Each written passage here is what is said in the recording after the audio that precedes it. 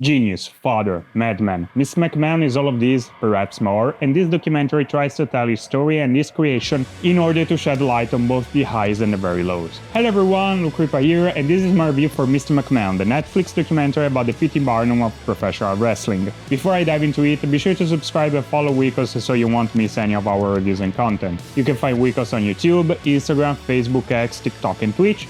Follow us everywhere and catch all the action. It's no secret I am a big fan of professional wrestling, particularly WWE, simply because I barely have time to follow it, let alone all the other federations. That means I'm very well aware about the company's history, as well as Vince McMahon's. I'm conscious of the fact Vince ain't a saint, to use an euphemism, and I was so well before the recent sexual abuse allegations surfaced. Add to that Netflix signed a 10-year contract with WWE to get Monday Night Raw, a cable TV staple, on its platform, as well as having most of WWE programming on its platform outside North America, including all PLEs and WWE Network's catalog. That means this documentary has a really interesting background, as the production started in 2021, subsequently halted in 2022 after the first sexual misconduct scandal broke. And it subsequently never continued really because Vince McMahon refused to participate in the doc after first allegations surfaced. And of course he didn't come back after the second and darker allegations came along, which forced him out of TKO, the combined UFC and WWE company formed in 2023. In other words, this documentary miniseries was initially supposed to be just about Vince,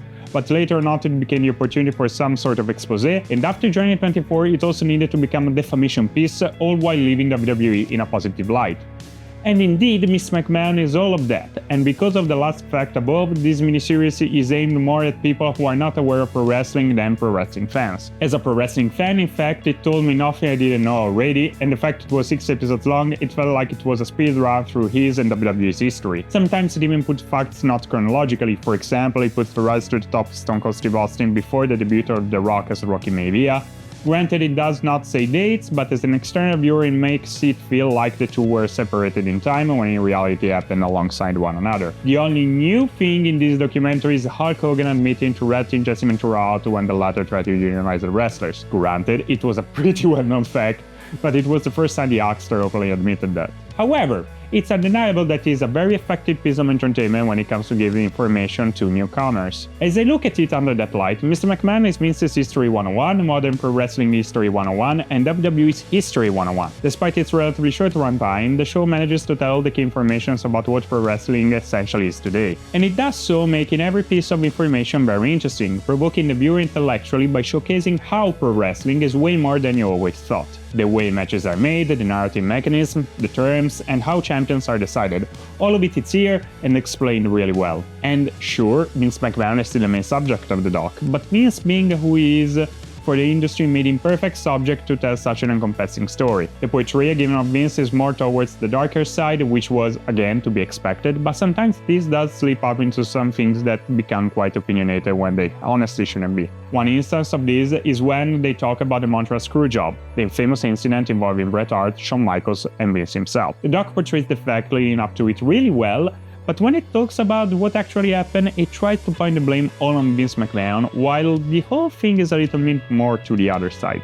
At least in my opinion. Another thing the doc does is not really praising him when he made WWE at the forefront of CTE research. It's undeniable the latter was a business move in order to clean up the company's image after the Chris Benoit case, but he made sure the company changed for the better when it came to talent wellness. It also brushes off the fact that WWE pays all rehab costs not only to current under-content talent, but also former ones even if they would now work for competing promotions. PR move? Sure. Nonetheless, it's positive. What's interesting is that WWE as a company in this case come out positively.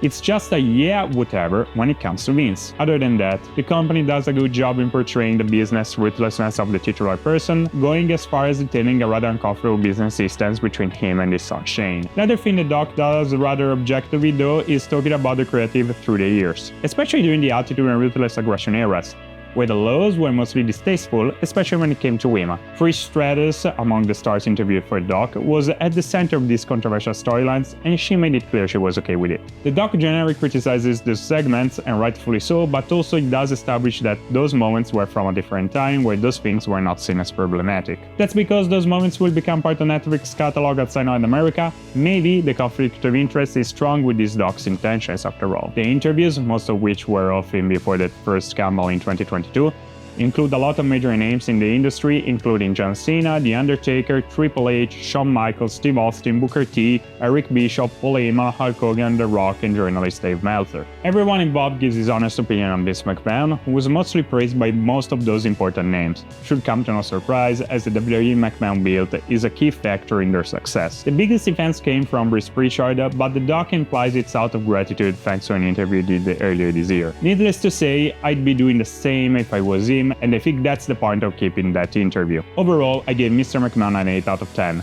Nothing new under the sun if you're a pro wrestling fan, but undeniably a very well-crafted doc for newcomers that serves to manage its multiple purposes. Would I say this is a good entry point in the world of pro wrestling?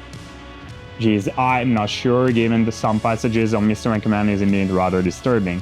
But it is a quick run through modern pro wrestling history, and it does explain how the business works. So, I'd say so, as the doc makes abundantly clear Vince isn't part of the company anymore, de facto damaging controlling WWE's brand. Anyway, that's it for this review. Did you watch the Mr. McMahon documentary? Do you think it was fair? Do you agree with my take? Let me know down in the comments. Remember to leave a like if you liked the video and subscribe. My name is Luca Ripa, and I'll see you next time.